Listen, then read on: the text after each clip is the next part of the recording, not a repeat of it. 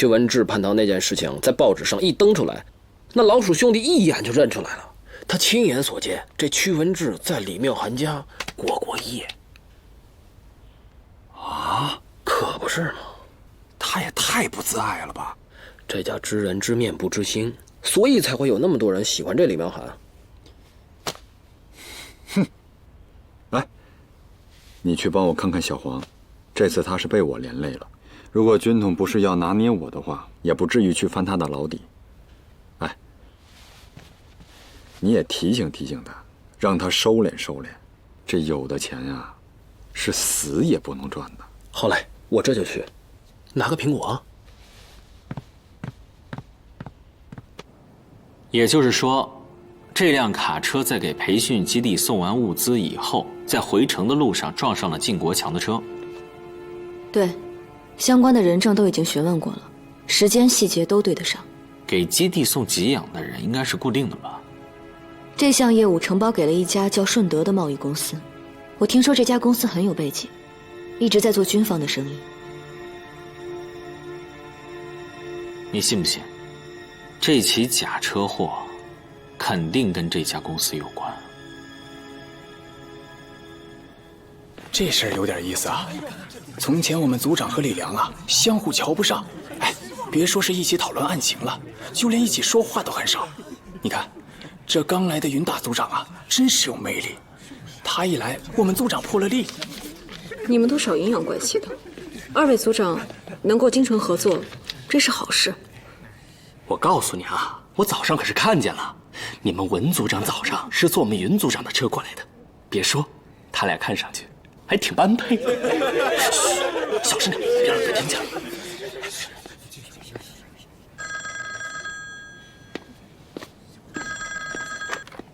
喂，哎，副站长。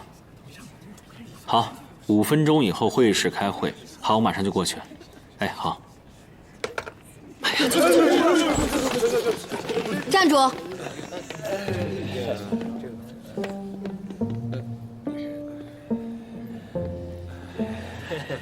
这么喜欢听墙角，就站这儿听啊！什么时候练成顺风耳了，什么时候坐回去。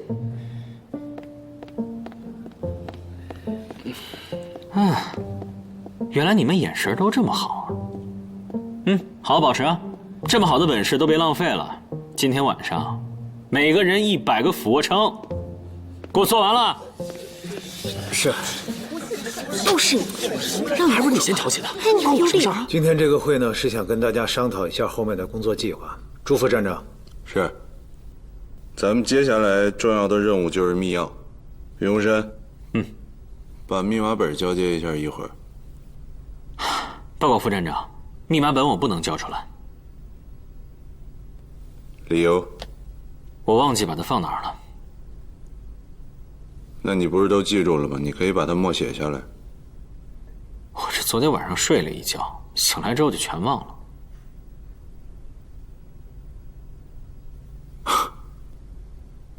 你这是什么态度？老朱，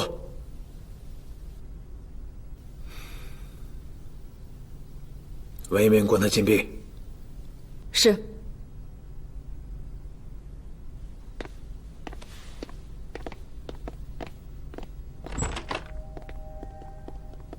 具体的情况就是这样，我准备让人调查一下顺德公司。老师，培训基地昨天晚上出现了不明电波，会不会是我们自己的电台，或者是哪个商台？顺德公司的卡车送完给养之后，撞死了靳国强。李良被杀的当天晚上，培训基地就出现了不明电波。这2件事虽说看似没有关联，但是他们都有一个共同的交界点。培训基地？没错。如果我推测正确的话，那培训基地就不安全了。培训基地培养的都是精英人才，如果敌人真的渗透进去了，后果将不堪设想。老师，我建议对基地的所有在职人员进行甄别。这件事情交给你来办。是。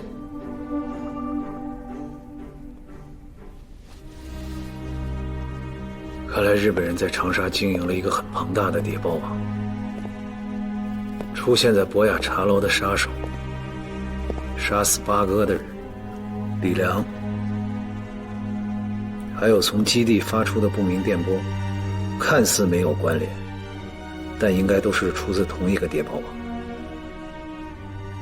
而且他们现在活动频繁，目标应该就是云鸿深手上的密码本。您把云鸿深关起来，是想保护密码本？我把他关起来，是和我刚才交给你的任务有关。我知道了，您是想制造一个自燃的机会，让我和云鸿深打入基地，找到潜伏在基地的那个人。没错。你要知道，现在全站上下我信任的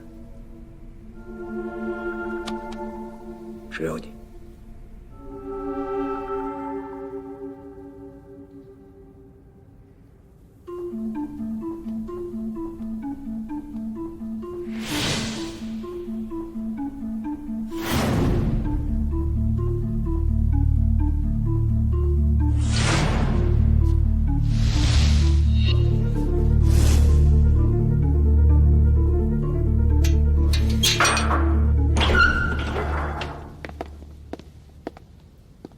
就算你不想交出密码本，也不能当众顶撞副站长。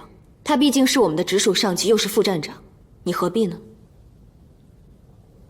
唉，那我能怎么办呢？我总不能当着大家的面把实话说出来吧？哎，我猜的没错吧？站长是不是也不相信那个李良是唯一的内鬼？你当众顶撞副站长、目无长官，影响很不好。站长让你去培训基地接受一个短期的培训，学习一下如何尊重长官、服从命令。那请问我真正的任务是什么？基地里也有日本潜伏的间谍，找到他。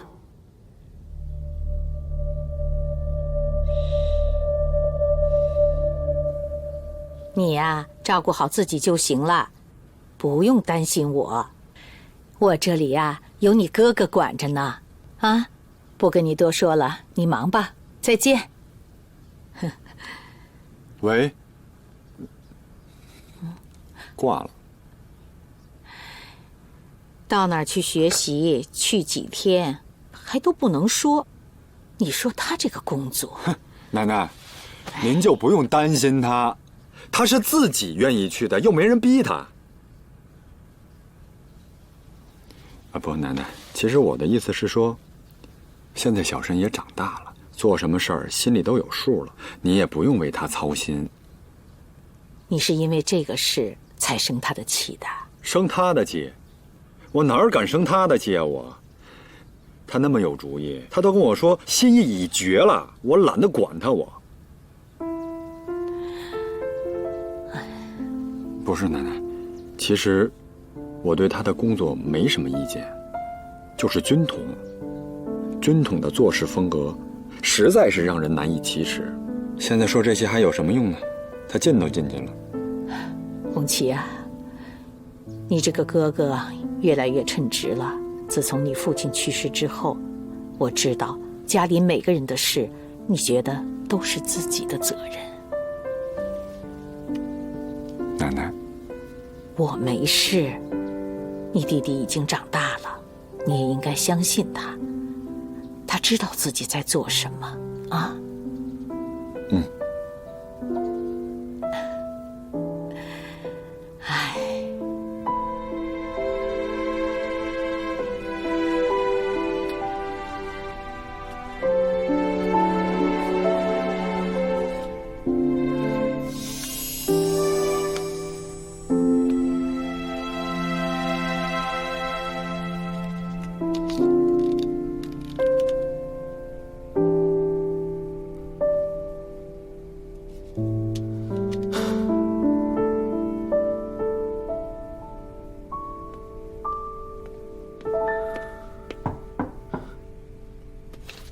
进。季科长，您忙吗？不忙，有事吗？您看看，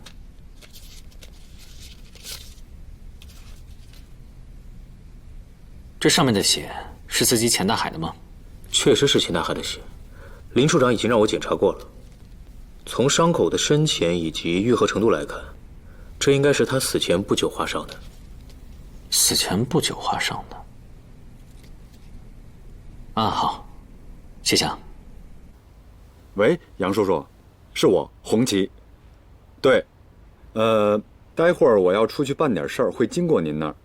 您中午有空吗？我想请您吃午饭。好，中午见。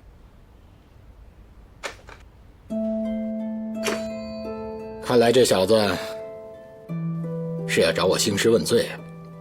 洪深进军统，他极为不痛快。这个云红旗啊，他是一个很爱交朋友的人呐，三教九流的朋友都有，小偷小摸的，游手好闲的，甚至杀人放火的，他都能跟人家相谈甚欢，但就是这么讨厌军统。红旗交朋友啊，有他自己的底线，他可以接受这个人犯错误，甚至有一些恶习，但这个人从根本上一定不能是大奸大恶之徒。军统做事的一些方式触及了他的底线。啊，对了，你跟叶英打个招呼，让他看好红旗在警察局的那个朋友，非常时期，千万不要惹出什么乱子来，否则被日本人利用了，那麻烦可就大了。是。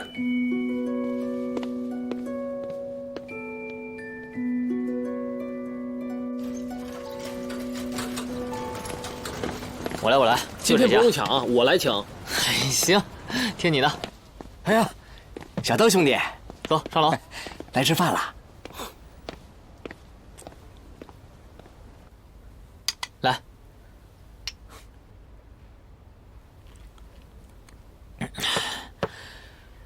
你说我顶多就是把哪个长官的姨太太跟人偷情这种小道消息卖给记者，挣个小钱。你说我哪有那个胆子？我倒卖军事机密啊！这下倒好了，军统盯着我，警察局让我停职反省。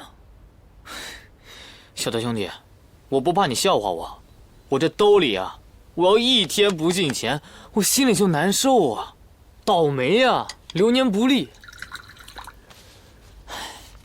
小黄兄弟，来，这是那，你别灰心啊，有什么困难，有什么难处，你说，我们大少爷能亏待你吗？我说什么来着？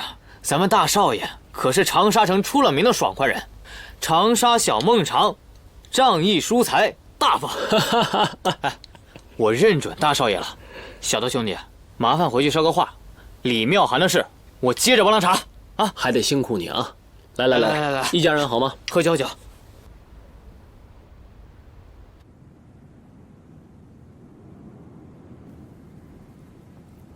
怎么还不出发呢？还要等一个人。谁啊？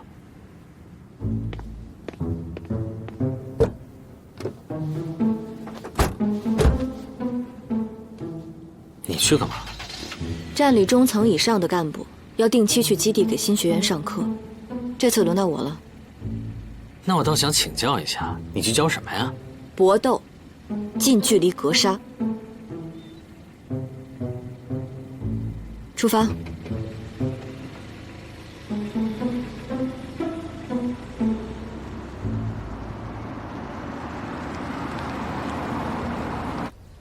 杨叔叔，我知道有些事儿我不该问。既然知道不该问，那就不要问了。杨叔叔，我知道了，你们背后有一个组织，你们这个组织比军统好，要不然您和我父亲不可能同时加入这个组织。杨叔叔，想想办法，把小申也加入你们组织去，好吗？我想让他走正道，他现在加入军统了。你怎么知道我们背后的组织不是军统？不可能。你又怎么肯断定小申走的不是正路呢？小齐啊，如果你相信洪深，以后就不要再问了。你从小在你奶奶身边长大，怎么她的沉稳大气，你一点都没学到呢？奶奶也知道了。云伯母是一个有大智慧的人。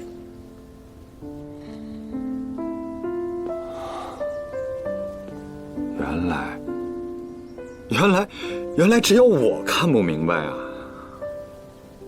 小七啊，你是关心则乱，你知道吗？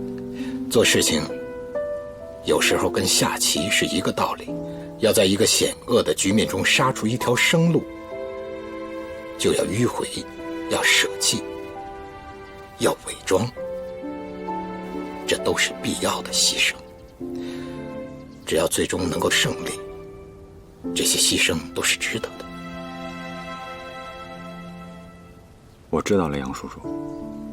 那能不能也让我牺牲一下？您可千万别再劝我了。让小申一个人只身犯险，让我无动于衷。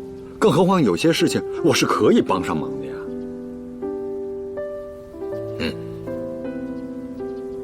如果以后小申开口求你帮忙的话，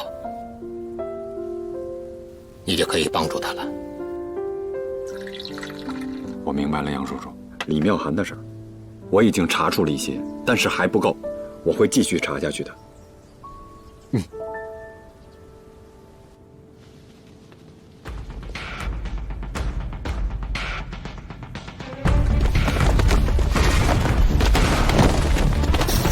跟上！快点！快跑！掌柜速度！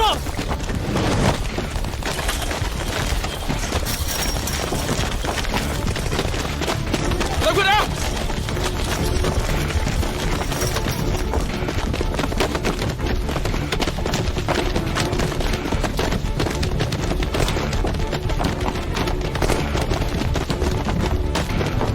都没吃饭吗？啊！再用力！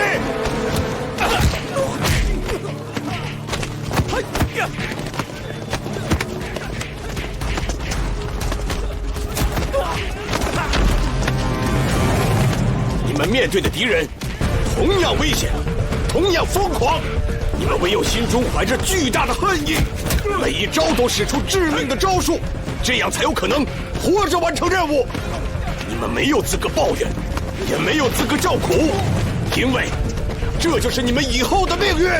又来了一个新人，好好的欢迎他，让他永远记住今天。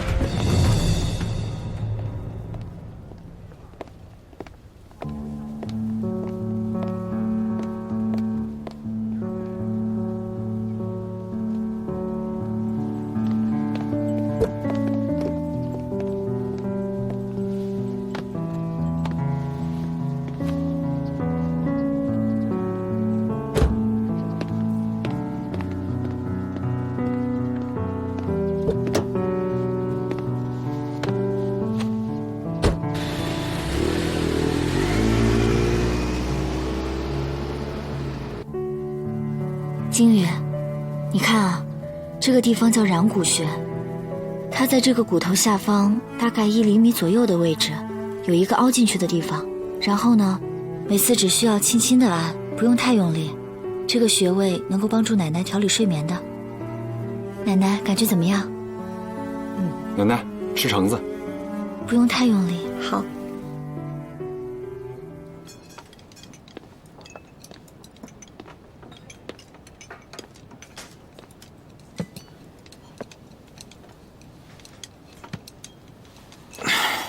这排骨挺好吃的，你要不要尝一下？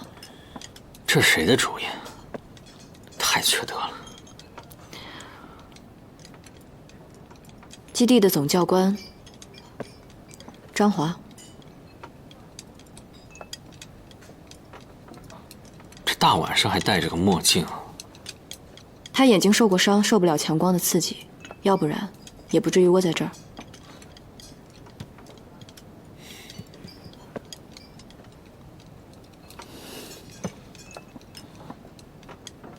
等他们晚上睡着了，咱们出来先摸摸底啊。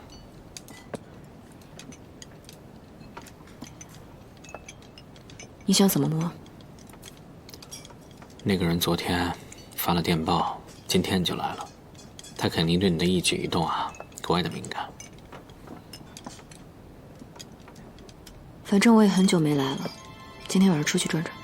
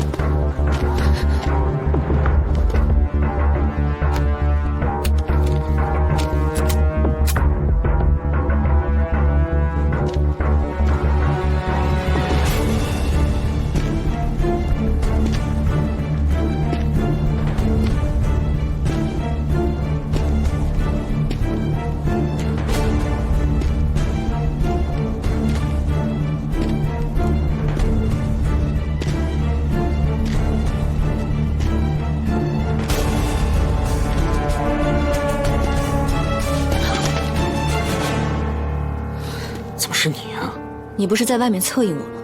过来。说。刚才我打完那一枪之后，就有人来追我。这有人来追我，那我就只能跑了。这跑着跑着，就跟你跑到一块儿了。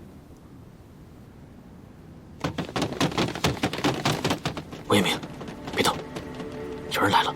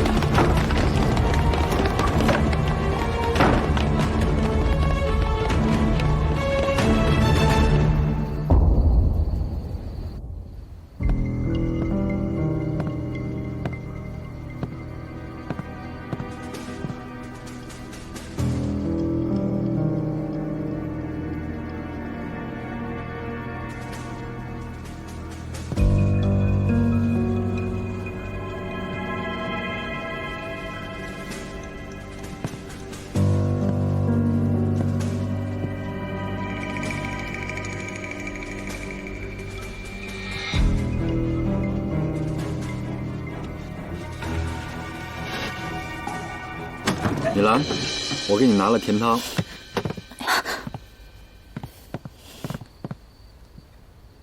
你手怎么了？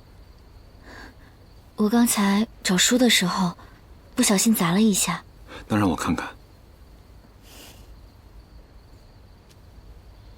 你太不小心了，跟我来。你看你这么大人，找个书还能把自己弄伤了。我看你啊，需要一个人照顾你的生活。还好，挫伤的面积不大，我先给你抹一点跌打酒，回头你拿一些回去，睡觉前再擦一点，明天就应该可以消肿了。这都不算伤，没必要大惊小怪的。我知道你是护士，可以自己照顾自己，但是伤再小也是伤，也会难受，不是吗？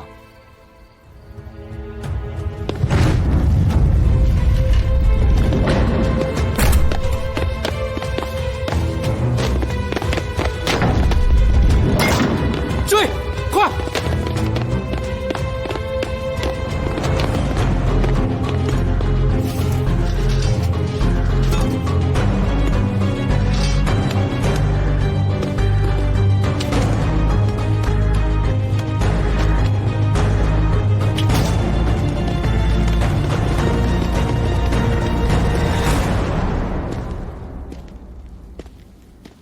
怎么是他？怎么就不能是他？知人知面不知心吗？看这个样子，是要活捉我们。记住我说的话。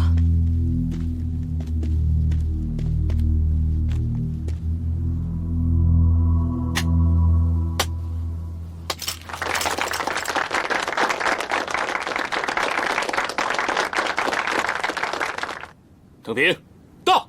报时，报告，9分48秒，都听到了吧？听到了。我没听到。听到了，9分48秒。都给我记住这个数字。你们的文教官和这个看着就欠揍的云鸿深，从离开宿舍到摆脱追踪，只用了9分48秒。在此期间，你们呢，使出了吃奶的力气，想把他们逼入绝境，结果却让你们很难堪，我都替你们脸红。我不希望你们当中的任何一个人半死不活地逃回来，告诉我说，不是你们的能力有问题，而是你们在执行任务的时候缺少了一点点运气。我现在告诉你们，与你们并肩作战的战友就是你们的运气。是，下课。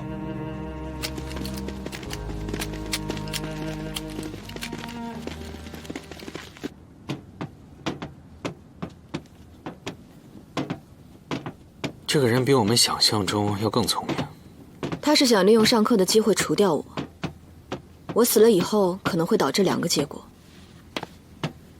一，这个人暂时封锁消息，他利用这个时间差，从你身上打开找到密码本的突破口；二，消息没有封锁住，站长马上会叫你回去，这时候站里真正的内鬼就可以开始活动了。总之，他的最终目的还是找到密码本。看来这批日本间谍都挺不错的，不过我一定会给他揪出来的。是我们一定会给他揪出来的。看来你这堂课没白上啊。我呢，早就说过了，我不是不相信你，我是不相信别人。咱们不能总让他给我们上课，我们也得给他们上课呀。这样吧，你先回去跟站长汇报这里最新的情况，我呢留在这里好好会会他们。不行，我宁愿死在战场上，也不会临阵脱逃。再一会儿我就会去给站长发报，告诉他我已经有目标了，明天晚上就可以动手。那个人一定会再次行动的。吴一鸣，你真够狠的，你真拿自己当靶子了。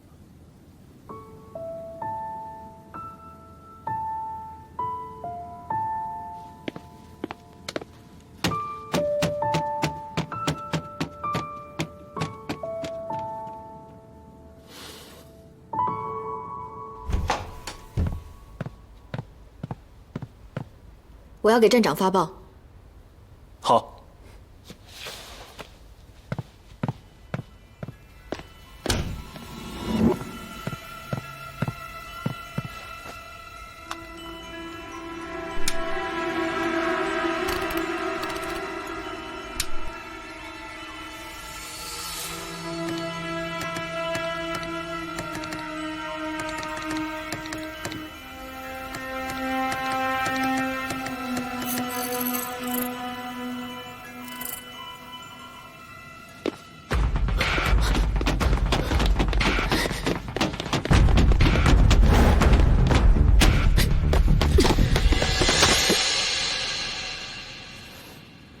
你看见我跑什么？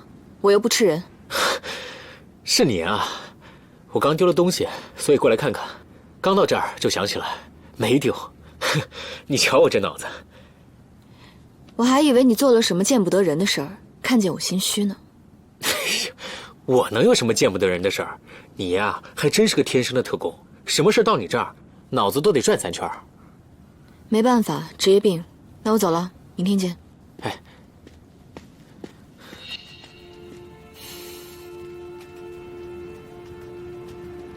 李良根本不在他的怀疑名单上。是，云鸿生真正怀疑的另有其人，只是当时云鸿奇进来，所以我还没有看到云鸿生真正的怀疑对象。是，我会拿李妙涵做引子，让云鸿生注意到那个人。是，明白。好的。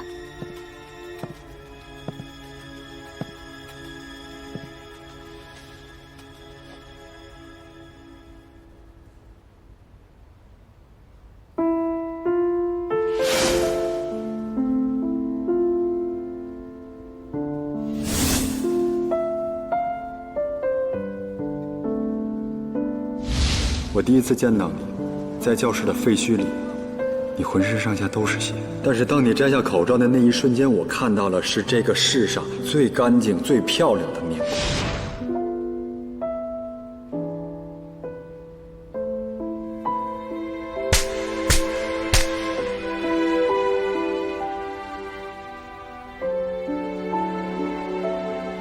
工藤林子，你清醒一点。你是国家最优秀的特工。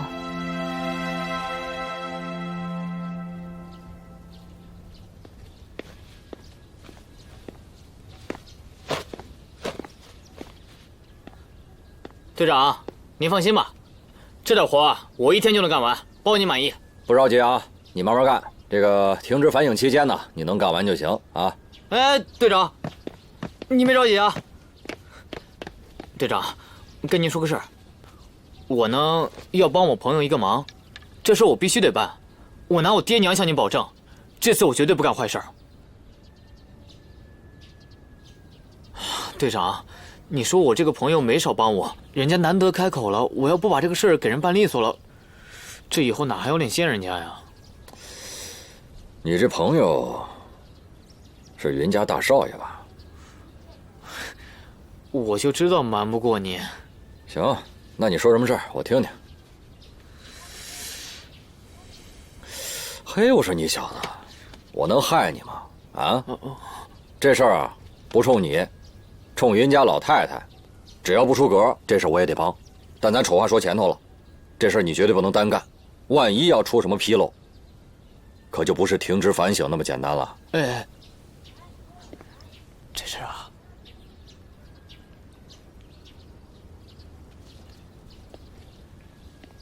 啊，行，这事交给我吧。啊，是。我走了啊。哎，老唐，怎么了？你有什么事儿？我没事儿，你别有事就行。我能有什么事儿？走了。慢走，队长。嫂子，那咱这就开始。急什么？那把柴火给我劈了。啊，嫂子，你这也太多了吧？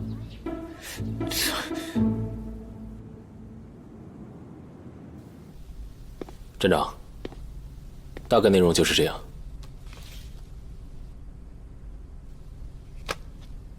知道这份电文内容的人，你亲自给我看住了。我只要做到一点，绝对保密。是。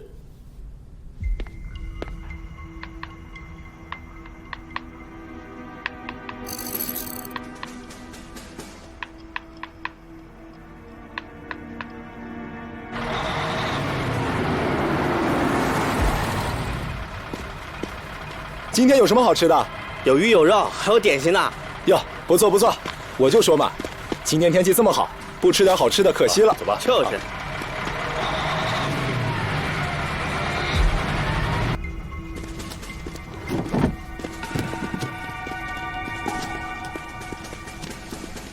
教官。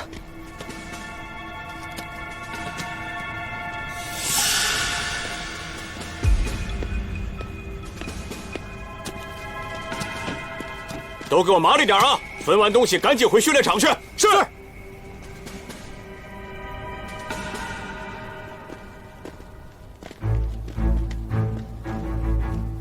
听说云二少功夫不错，我想讨教一下。好说。既然是切磋，就点到为止，都别过分了。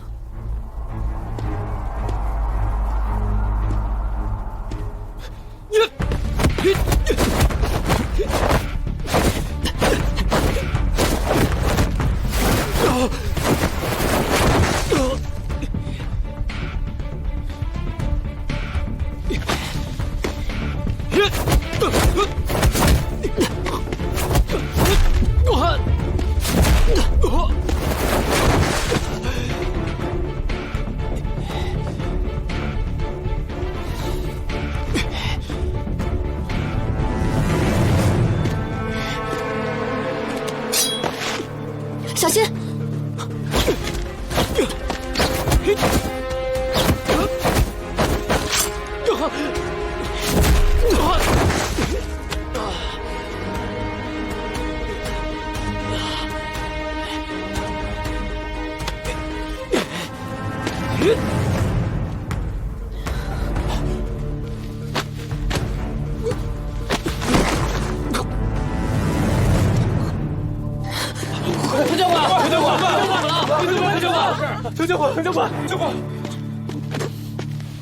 让开！出什么事了？氰化钾，这把匕首上有毒。给我看看。下毒的人是想借唐平的手杀死云鸿深，这把匕首就是证据，你不能动。在这个基地，所有的人和东西，还没有我不能动的，拿过来。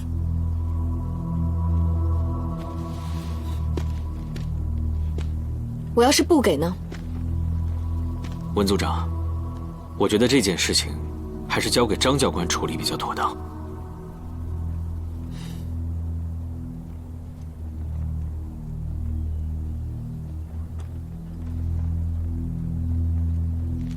张教官，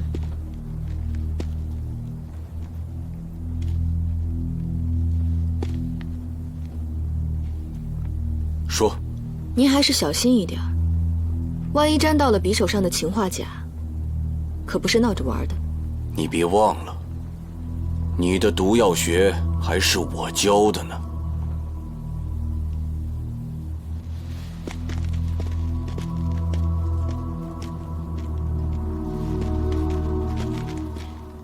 你们都在这儿守着，不要破坏现场。等我去通知站长。哎，温教官，你不会是想要偏袒云鸿生吧？这可不行，那滕教官不是白死了？杀人偿命，谁知道那把匕首上到底有没有氰化钾？保不齐就是云鸿生趁着他和滕教官交手的时候动的手脚。我看就是。培训基地毕竟是张华和滕平的地盘，保不齐还有其他的同伙。在站里来人之前，一定要稳住学员的情绪，万一起了冲突，事情就不好收场。你们两个跟我过去，等我打通电话后，具体的情况由你们来向站长汇报。天太热了，滕教官放在这里也不合适，你们把他安置一下，然后集中到一个地方统一等结果。天气炎热，大家先找一个阴凉地方，把滕教官安置一下，其他的之后再说。散了吧。于教室，都搭把手。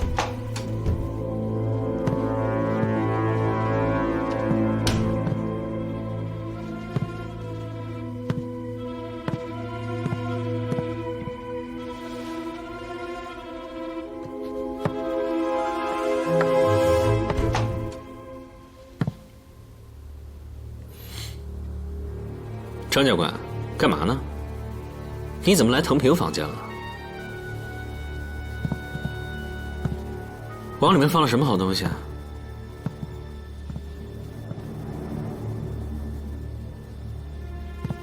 老子干这行的时候，你连字儿还没认全呢，逞什么能耐？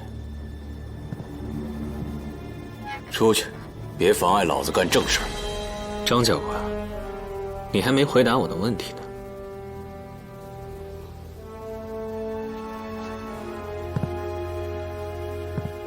你算什么东西，敢来质问我？看在滕平帮你杀了靳国强的份上，你也不应该这么对他。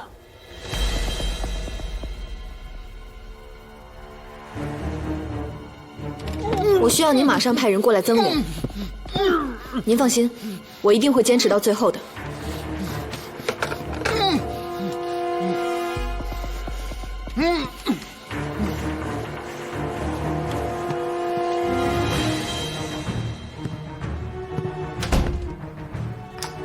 干嘛？想杀人灭口啊？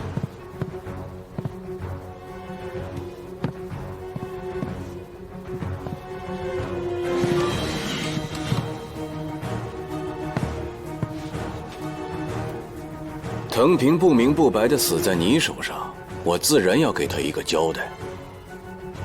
滕平是死在我手上不假，可是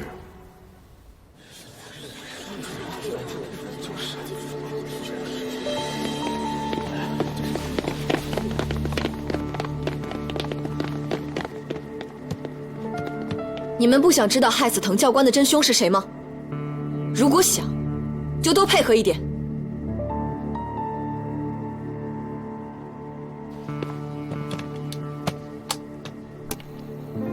他匕首上的氰化钾，应该是你涂上去的吧？这只是你的猜测。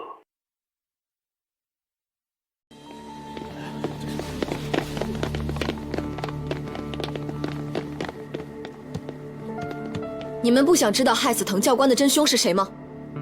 如果想，就多配合一点。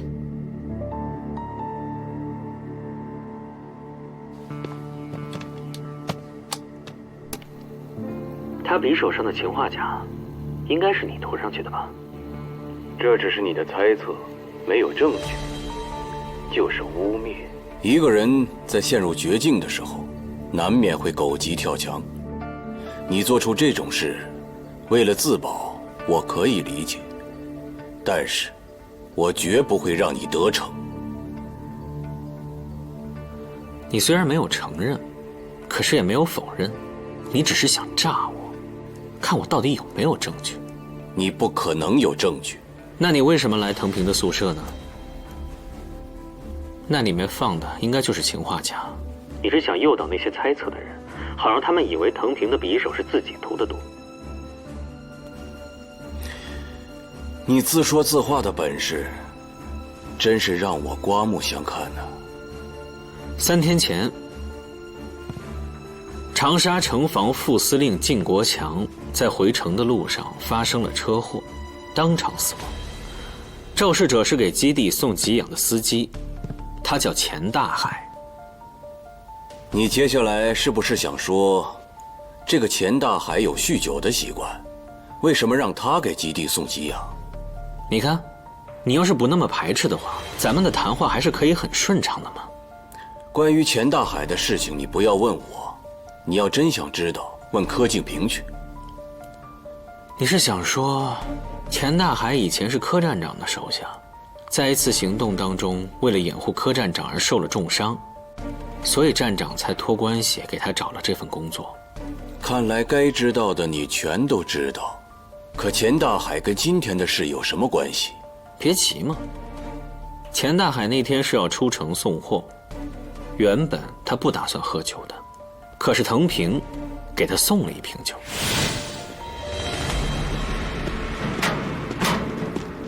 小钱，哟，滕教官要走了啊？一会儿啊，出城送趟货啊。这是刚从老家给我带过来的好酒，你尝尝。哎呦，哎，哎呦，这，哎呀，哎呦，这不合适吧？哎呀，有什么不合适的？你看你，从外面给我捎了多少好东西，拿着拿着，哎呀，拿着，再跟我客气，我可要翻脸啊！哎哎，那行嘞，哎，谢谢您了啊！哎，走了。哎呀，好酒！钱大海是有酒瘾的，他看到酒是绝对忍不住不喝的。他在回城的路上已经喝光了整瓶酒，虽然这个酒瓶被别人已经拿走了，可是尸检报告上写的清清楚楚，他胃里全部都是酒。你看见藤平给钱大海送酒了？有人以为把酒瓶拿走了就可以掩盖真相，可钱大海喝的是恒昌茅台，这个酒的香味非常的特别。正是这一点暴露了给钱大海送酒的人，就是藤平。是吗？恒昌茅台产量很少，基本上只会在茅台镇里边卖，而藤平呢，恰好又是茅台人。前几天，他家里人给他送来了一箱。就算藤平给钱大海送过酒，他怎么就能确定钱大海进城之前就能撞上靳国强呢？因为开车的根本就不是钱大海，是你。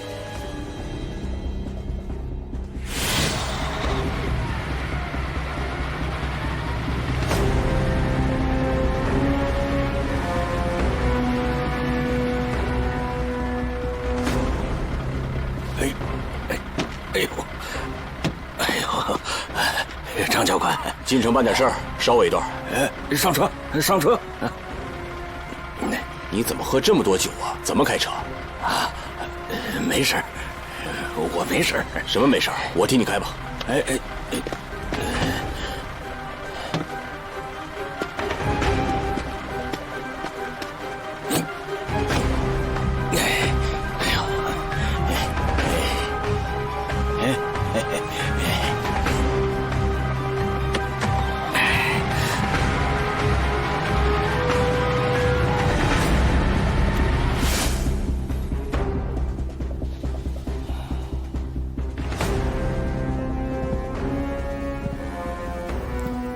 我开车你也看见了。那当然没有，只是副驾驶有很严重的酒味，而且钱大海的右手也被刮伤了。这个细节你都没有注意到吗？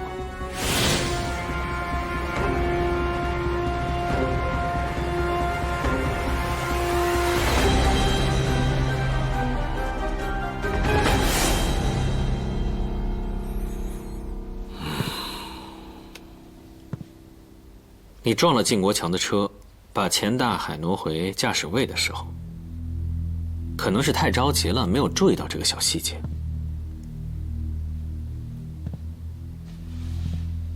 张教官，你怎么会犯这么低级的错误呢？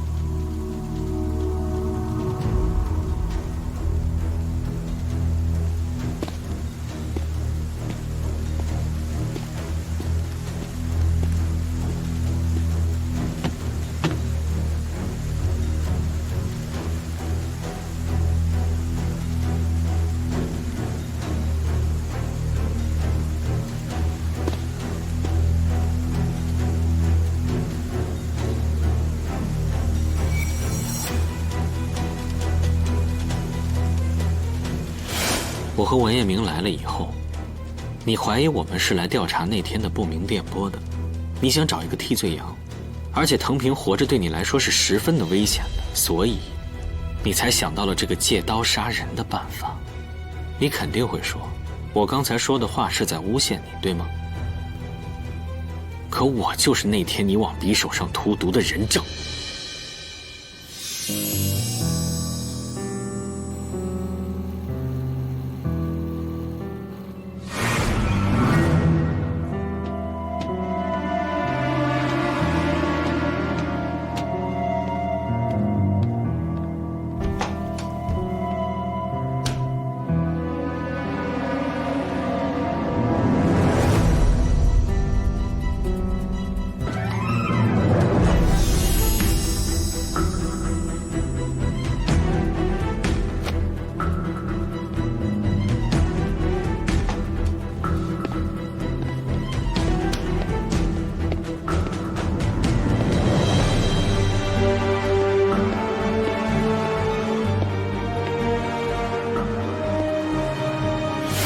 藤平一直暗恋文彦明，他看我俩在工作上配合得十分默契，心里嫉妒的很。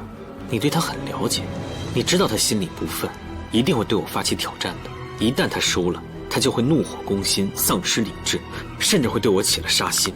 只要起了杀心，那结果就只有两个：要么他死，你正好借我的手除了他；要么我死，站里一定会怀疑是藤平干的。无论如何，他都没有人相信，对吗？可惜呀，你这么精彩的推论，别人是听不到了。杀死八哥的凶手是不是藏在你这儿？你的上线到底是谁？你不是见过吗？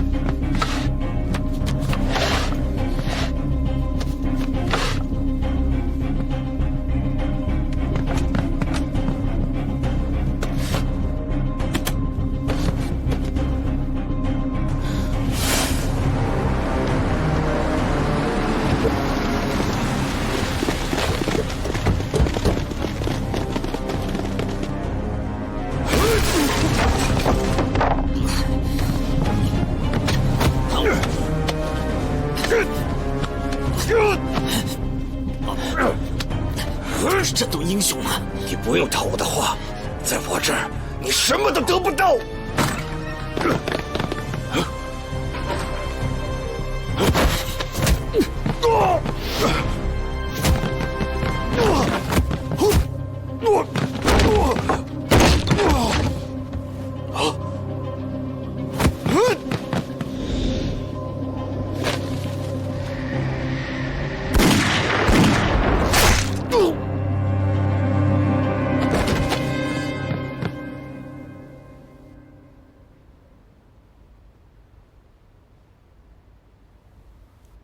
这好不容易抓到一个活的，就这么被打死了。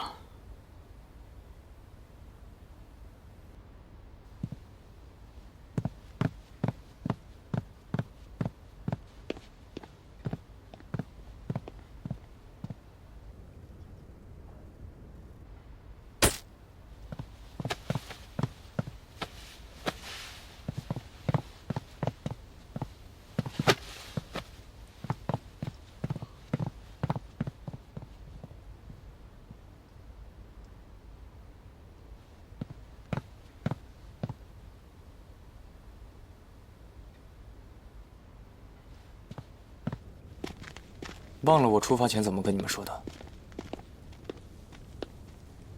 出任务之前和你说没说过要留活口？说过。脑子让狗吃了！他这是怎么了？这哥们儿看见张华拿枪指着林处长的脑袋，急了，一下子就把他给杀了。这林处长可不就怒了呗？回去商量再说。是。太可惜了，张华要是活着，说不定对打开日本人的谍报网有帮助。解散！真是白忙活了一场，确实可惜了。这个藤平和张华都是很不错的特工，没什么可惜的，这是叛国者应有的下场。这个藤平一直暗恋你，这事儿你知道吧？那是他的事，与我无关。你可真不像个女人。一般的女孩子知道别人暗恋自己，肯定都会心中窃喜，美上一会儿的。你怎么永远都是这么硬邦邦的？整天除了工作就是工作，难道你除了工作就没有一些其他的兴趣爱好了？我就这样，你要是觉得碍眼也得忍着，我不打算为了任何人而改变。行。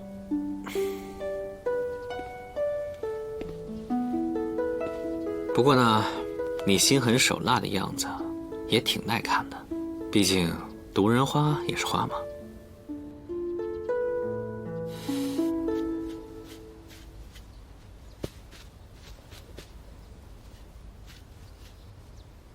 哎妈，慢点啊！啊，妈，哎呀，妈！大娘，妈，嫂子，大娘这是怎么了？要不带她去医院吧？她这是老毛病了，没想到这几天又犯了。妈，您躺一会儿，我去给您抓药啊。小黄，你跟我一起去，把警服穿上。哎，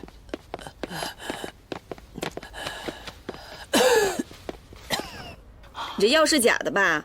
我婆婆吃了一点都不管用，一直吐，脸都吐黄了。你说是吧，小黄？是啊。我的唐太太，您这可就冤枉我了。我这儿的药比那真金还真呢。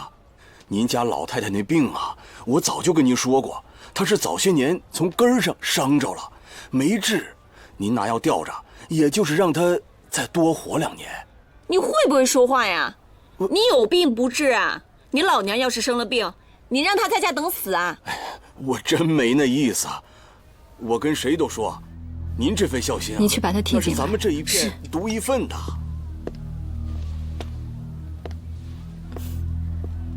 刚进的那些药材我怎么也点不明白，你去点吧。啊，行，那你先招呼着，我进去看看。嗯。唐太太，喝杯茶。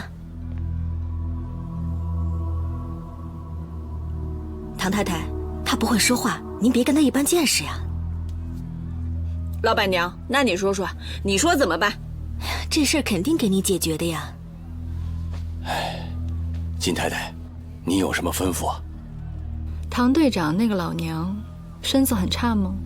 哎，这也就是拿药吊着，不吃药早就死了。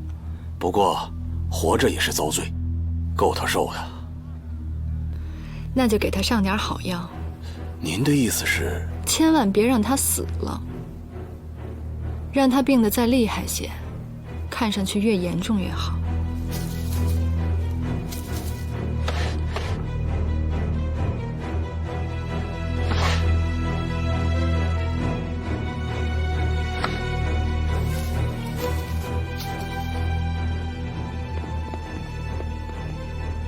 目前看来，这张巨大的谍报网已经覆盖了长沙的各个角落。除了已知的这些人，还有谁？他们在哪里？每天都向外传递什么消息？这些无疑是柯敬平接下来急需搞明白的问题。这个藏在暗处、掌握着这张大网，并且拿走了八哥秘钥的人，到底是谁？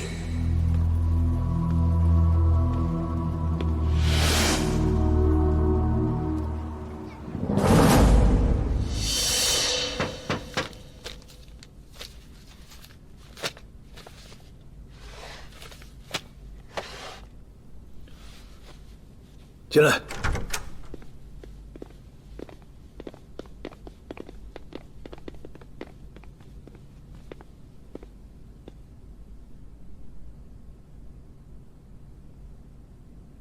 人呢？死了。解释。他拿枪指着我，被狙击手给击毙了。没和你的人说要留活口吗？我已经处罚过他了，不过这依旧是我的失职，我愿意承担一切后果。站长，当时那种情况，狙击手别无选择。张华已经疯了，非要拉个垫背的。如果他不开枪，林处长可能真的会有危险。这都是无能者的解释。只要做到行动谨慎，就不会出现这样的结果。知道你们这次的结果代表什么吗？一无所获。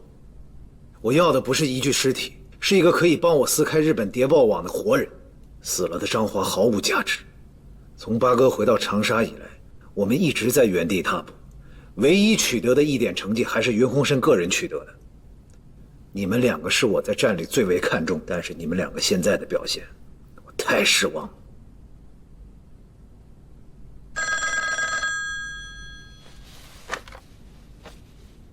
喂，柯站长，还没有进展吗？还在追查。这些场面话就不要说了，我需要一个确切的时间。这件事情很复杂，我没有办法给您一个准确的时间。你知道我们每天在战场上死多少人吗？要快，能多快就多快。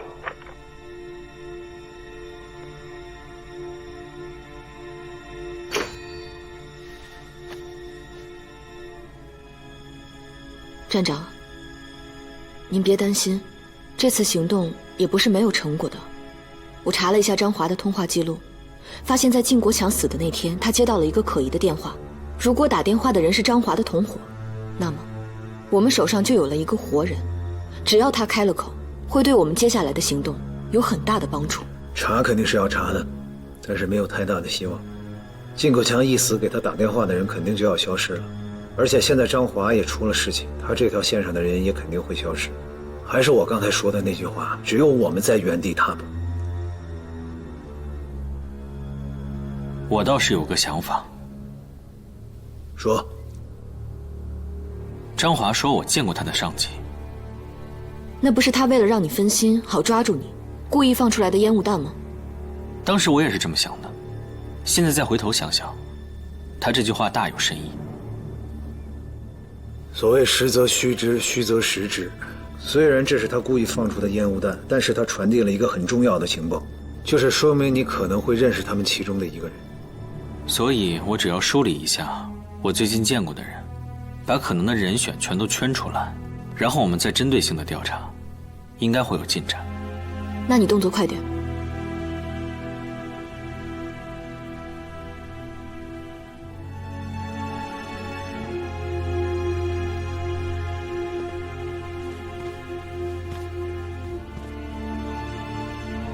你如果还掌握了什么线索，最好全都说出来。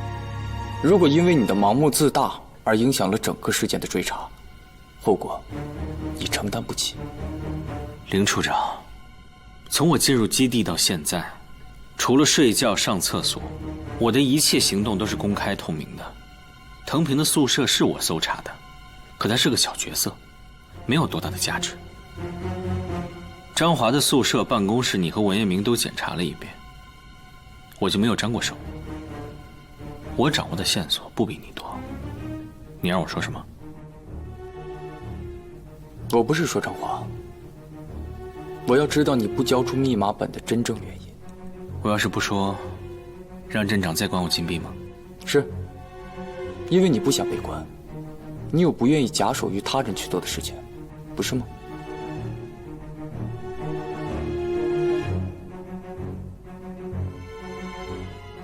明处长，他人就是这样。文彦明，你别插嘴，我问的是他。不要再说话吵了。我允许你们自己有自己的想法，但是现在要以大局为重。袁洪深，你尽快把可疑人员名单给我，然后这些人我亲自甄别，还有整个行动计划我亲自制定。是。今天咱们所有的谈话保密。是。是。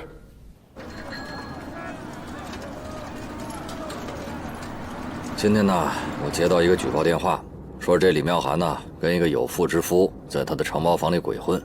队长，真有人举报了？今天莫名其妙的接到了好多举报电话，我都记录了。怎么写，那是我的事儿。即便以后有人追查起这个举报电话的话，你不说我不说。即便查到他，也没人明白。知道了吗？明白，队长。我也是知好歹的，您这都是为了我。要是有人查起来，打死我都不能出卖您。切，你说这话有点严重了啊！我就提醒你那嘴，别喝完酒叭叭叭的没个把门的，到时候万一让军统知道了，这事儿谁也担待不起啊！行，您放心吧，队长。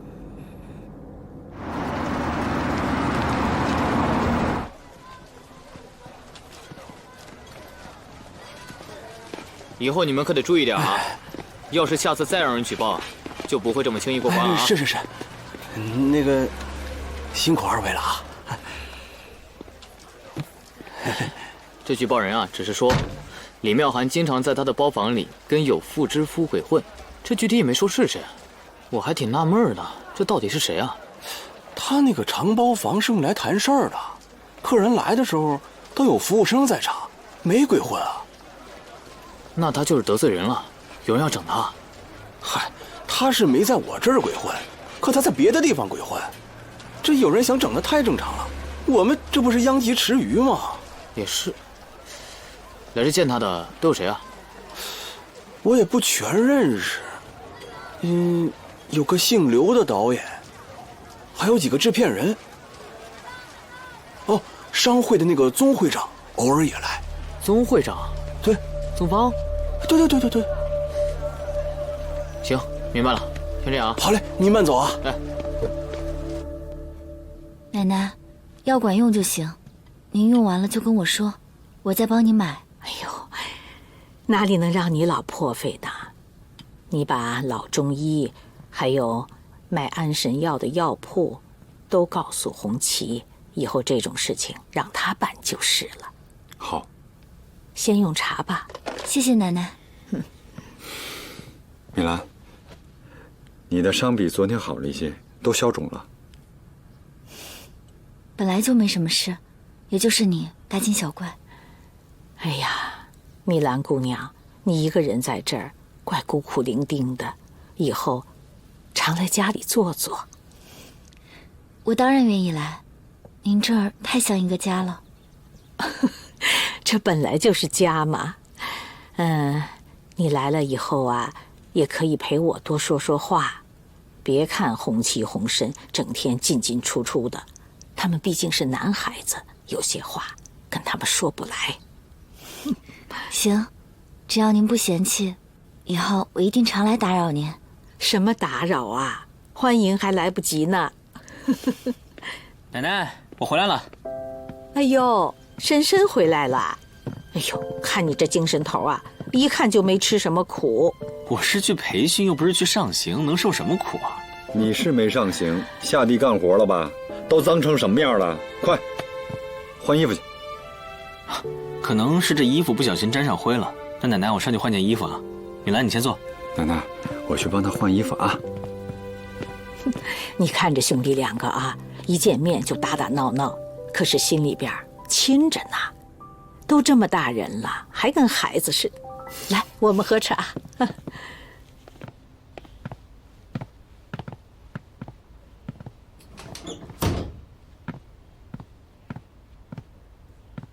哥，装神弄鬼的干嘛呢？李妙涵有消息了。这么快？我有个兄弟叫刚子，是广义车行的小头头，他手底下可有不少的兄弟啊。这广义车行啊，也是划区域的。这李妙涵经常出入的高级场所，那片区域正好是归刚子管。哎，李妙涵最近和哪些人秘密约会过？刚子都告诉我了，我都详细的记录在这个本子上了。另外，我还有个兄弟叫老鼠，他是最擅长打听那种犄角旮旯的消息的。他告诉我的，我也都写在里头了。怎么样？是不是特别的详细、具体、有用？是挺详细的，可是哥，有价值的信息也不多啊。啊？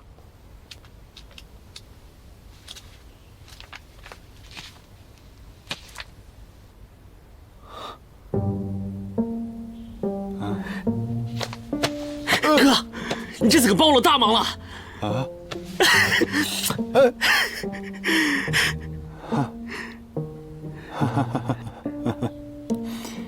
我还是很有用的吧，在关键的时候帮了你的忙，对吗？那可不，我哥在长沙可是手眼通天的大人物。来，给大人物捶捶背。哎，少拍马屁。哎，你刚才不是说没有什么有价值的消息吗？怎么现在又说我帮上你忙了呢？李妙涵和屈文志有不正当的关系，这个信息非常关键。他购买了大批雪茄，这个行为本身也是无害的，因为他是长沙出了名的交际花。我怀疑的重点是收他雪茄的某个男人。这个信息给我建立了一个坐标。什么坐标？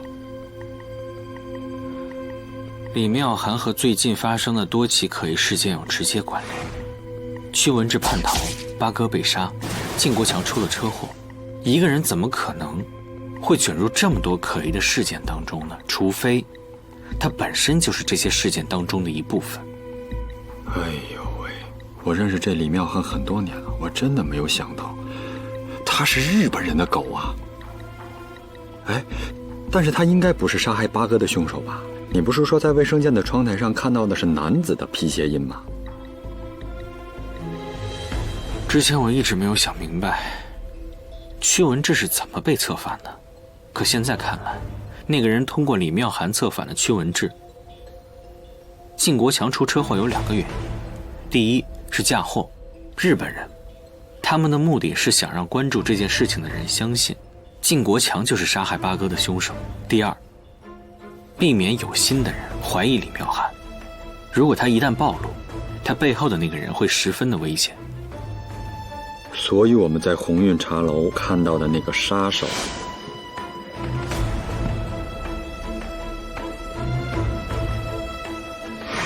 不是你说的那个人，他只是个干活的。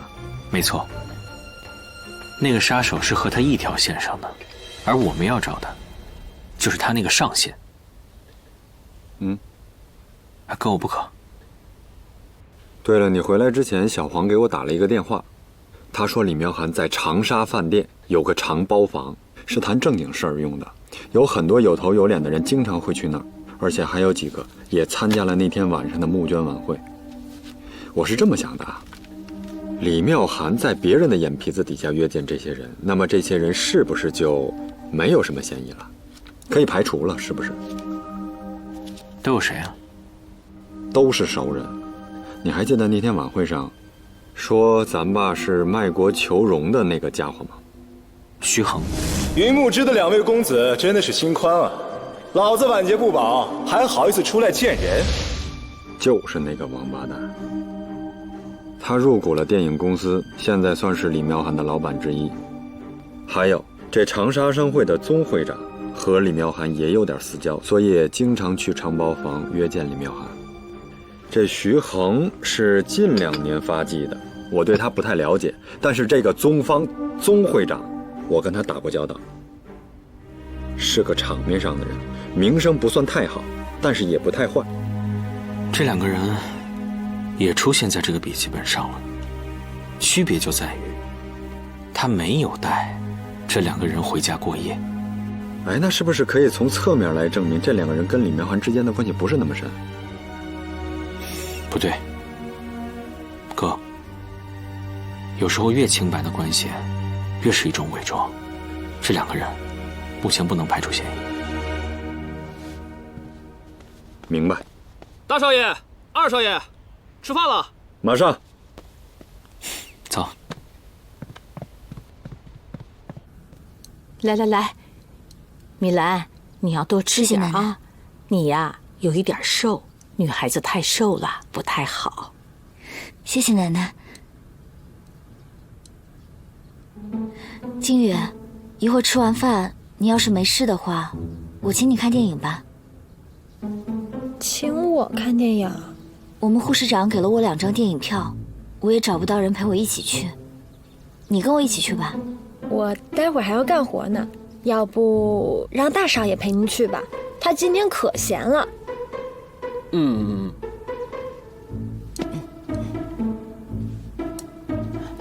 这女孩子脸皮薄，你跟着去，她会自在一点。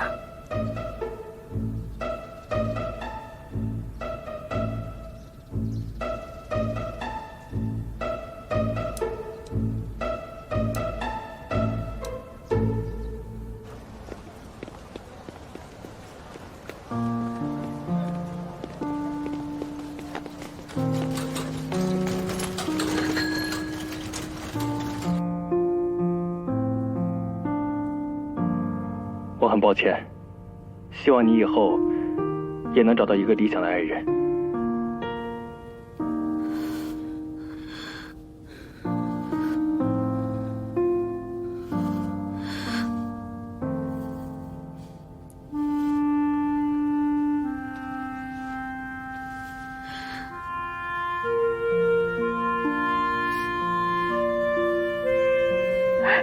你别走。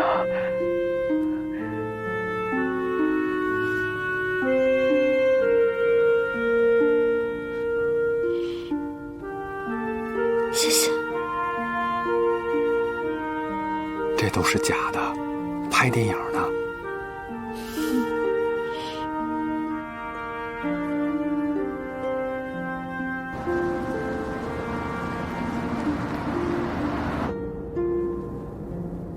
其实看电影就为了图一开心，你没有必要这么认真的。可是他演得多好啊，就跟真的一样。其实我以前挺喜欢他的，我甚至幻想，如果能够见见他，和他一起吃顿饭就好了。这不难啊，我可以帮你约他，等你们俩吃饭，你当面问他，你喜欢什么样的男人。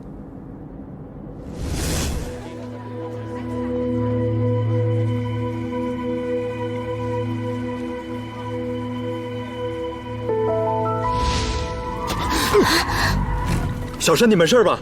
磕着了吗？哥，我没事儿，我有点急事要去办，你送米兰小姐回家。好，我先走了，你放心。你小心点啊，早点回家。好。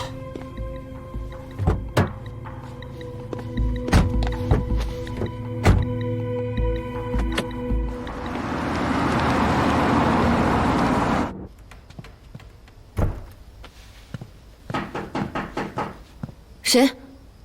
是我啊。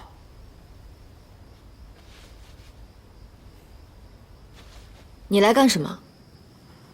我来找你有事。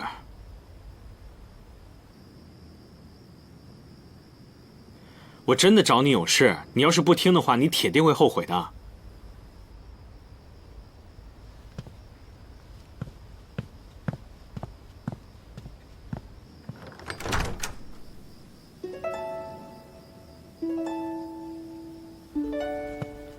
有事说事儿，说完就走。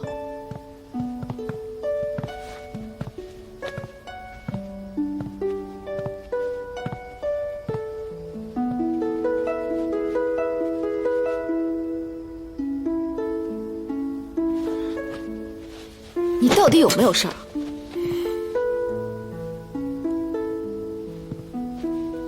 我发现2个比较重大的进展。快说。你看，果然只有工作才能让你产生兴趣。我这第一次来你家，你也不招待我一下。请我喝杯水吧。行，我自己倒。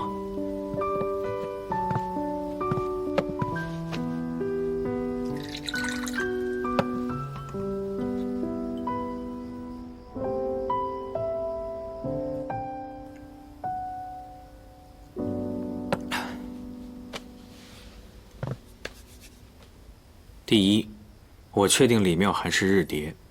第二，那天出现在博雅茶楼的那个杀手，应该就是李妙涵真正的情人。他们两个人的关系，你是怎么判断出来的？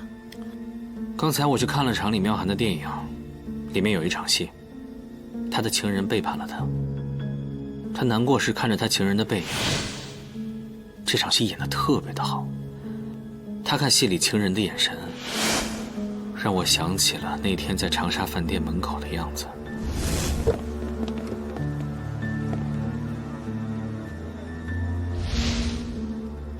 他看靖国强的时候，眼睛里没有任何情感，很假。他看那个杀手，倒是有点人味。没错，这就说得通了。在靖国强的车祸现场，用碎玻璃置他于死地的人，是那个杀手。他原本可以用其他的方式让靖国强死，可是他却选择了最痛苦、最有侮辱性的死法。他是在泄愤。这也验证了我和站长的猜测。张华知道我见过他的同伙，所以他用这个来炸我上当。他知道的这么详细，看来他和那个幕后主使关系匪浅。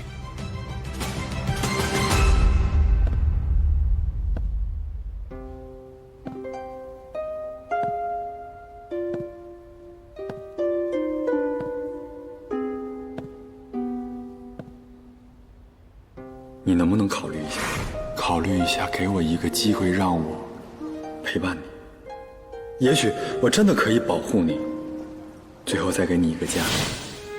其实你不用羡慕他们，你也能获得这种感情，因为你也是一个值得被人珍惜的女孩子。哪怕获得这份感情的人不是我，我也会为你感到高兴的。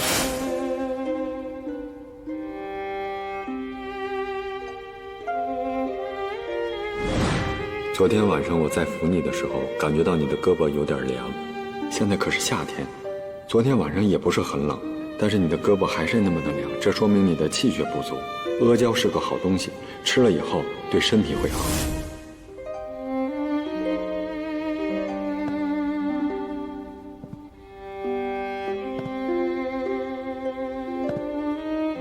身为一名特工，绝对不能有感情。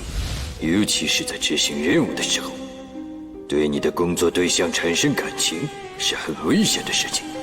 这不但会害了你自己，还会害了他。空无那幅画，不仅仅是给我下达指令，他还在提醒我，绝对不能对红旗产生感情。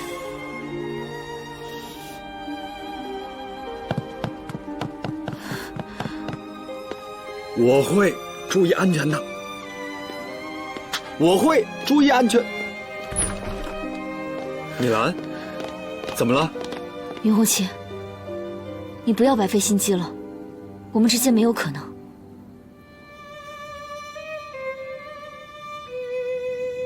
哦，米兰，你不要误会，我是不会强人所难的。可你这样对我，会让我觉得很困扰。我从来没有想过，我要成为一个大家族的当家少奶奶。我出身不高，见识浅。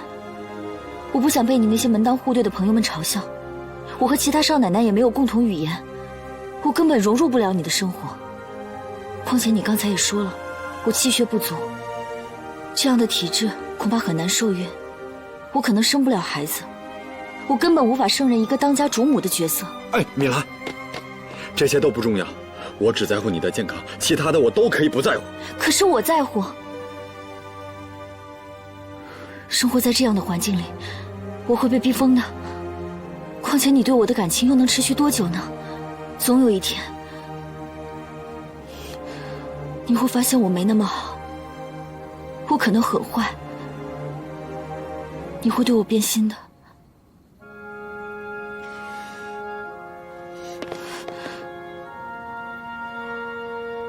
如果你不是云家人，如果你不是云家大少爷，